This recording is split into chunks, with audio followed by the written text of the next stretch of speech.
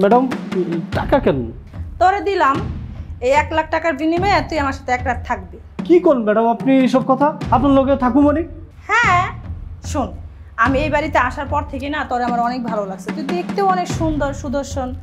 আর তোর স্যার তো দেখোস না সারাদিন কাজ কামে ব্যস্ত থাকে, শুধু office office office, business business. তাই আমি তোকে 1 রাত চাই। না ম্যাডাম, আপনি কি কোন এইসব কথা? দেখেন ম্যাডাম, এইসব কথা কেন না, এইসব কথা মুখে লো পাপ। বুঝছি, এই টাকা তোর হবে না, এনে আরো 1 লাখ। কি রে তারপরও চুপ করে আসছে? আচ্ছা শোন, তোর বেতন কত? ম্যাডাম মাসে 10,000 টাকা। 10,000 টাকা? আর তোর আমি 2 লাখ টাকা দিলাম। তুই হিসাব করে দেখ, 20 মাসের বেতন তোর আমি দিয়ে দিচ্ছি। 2 বছর কিন্তু কাছাকাছি। দেখেন ম্যাডাম, আমি এই বাড়িতে ছোট্ট থেকে বড় হয়েছি, আপনি আমার এইসব কথা কইেন না। স্যার যদি এইসব কথা শুনে আমার এই চাকরিতে রাখবো না, স্যার আমার বাইরে আনবো। আর তাছাড়া স্যার আমার অনেক ভালো জানে। ম্যাডাম দেখেন, আপনি এইসব কথাটা কইেন না ম্যাডাম। আচ্ছা তুই ভাবতেছিস তোর স্যার জানবে? তোর স্যারও জানবে না, শুধু তুই আর আমি জানবো। বুঝতে পারছি তোরা গরিব মানুষ, আসলে তোরা তোদের ভাগ্য উন্নয়ন করতে চাস না। এনে এখানে 50 আছে, এই 50 হবে। তারপরও তুই আমাকে 1 রাত সময় দিবি। এতগুলা টাকা চোখের সামনে রেখে আমি টাকাগুলো দিয়ে দেশে গিয়া দোকান দেবো, ব্যবসা করবো, দানাপানাগুলো শোধ করতে পারবো? আমি কি ভাবতেছি? তবা না না ম্যাডাম, দেখেন আমি এবারে নুন খাইছি, আমি এই পাপ কাজ করতে পারবো না। ম্যাডাম আপনি এই যে টাকাগুলো নিয়ে যান, আমার দ্বারা এই কাম কোনোদিন সম্ভব না। ম্যাডাম আপনি এই টাকাটা নিয়ে যান। ম্যাডাম কি হয়েছে? স্যার দেখেন না, ম্যাডাম আমার এই যে এতগুলো টাকা দিয়া আমার কি কয়, বাজে কথা কইতেছে। দেখেন কি বলেছে? আমার ম্যাডাম এই টাকাগুলো দিয়ে কইতেছে এর লগে 1 রাত থাকতে। দেখেন স্যার, আমি আপনার নুন খাইছি, আমি এই কাজ করতে পারব না। কি 1 রাত থাকতে বলেছে?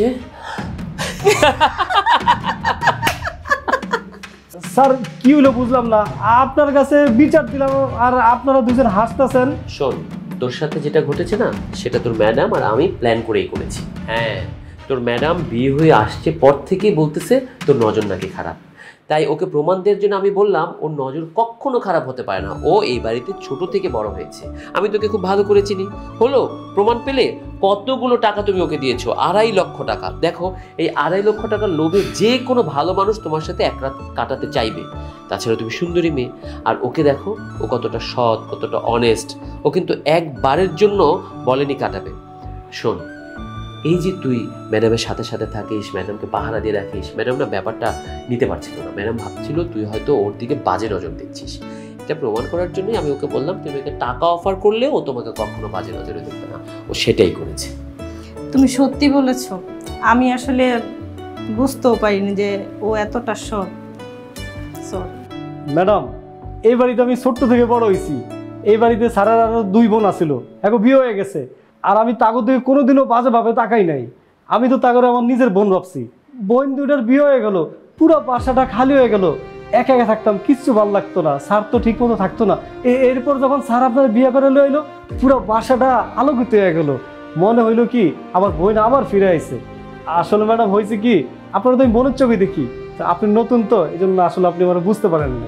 আচ্ছা ভাই, আপনি আমাকে মাফ করে দেন, আসলে আমি বুঝতে পারিনি। আর আমি এই বাড়িতে নতুন আসছি তো, আপনি যে বোনের নজরে দেখতেন আমি আসলে সেই বিষয়টা বুঝতে পারিনি।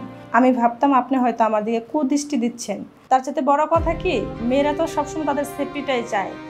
আপনার স্যার তো অফিসে থাকে, আপনি আর আমি একা বাসায় থাকি, তো সেই জন্য আসলে আমার একটু ভয়টা লাগতো। আমি আসলে সরি। আর আজকে থেকে এই বাড়িতে আপনি কাজের লোক না, আমার ভাই হিসেবে থাকবেন। দেখলে, আসলে ও নিজের কথাই চিন্তা করেছে। আর তুই যে এতটা ভালো সেটা তো জানতো না, কারণ তোকে তো ছোট থেকে আমি দেখেছি, ও দেখেনি। তোমার ভুল ভেঙেছে।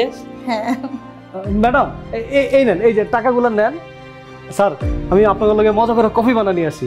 ঠিক আছে। দেখেছো, বলেছিলাম না ও এমনই। বসো, কফি খাবে।